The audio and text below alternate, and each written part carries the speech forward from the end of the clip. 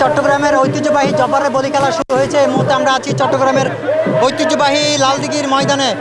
আপনারা হয়তো দেখতে পাচ্ছেন এখানে হাজার হাজার মানুষ ভিড় করছেন, অর্থাৎ একটি তাদের লক্ষ্য, সেটি হচ্ছে জব্বরের ঐতিহ্যবাহী এই বলি খেলা দেখার জন্য তারা এসছেন।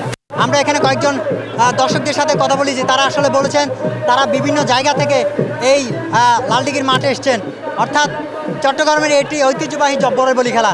এটি 1909 সালে চট্টগ্রামের বদরপাতি ধনাঢ্য ব্যবসায়ী আব্দুল জব্বার এই বলি খেলা সূচনা করেন এবং এটি আসলে পরিচিত লাভ করেন।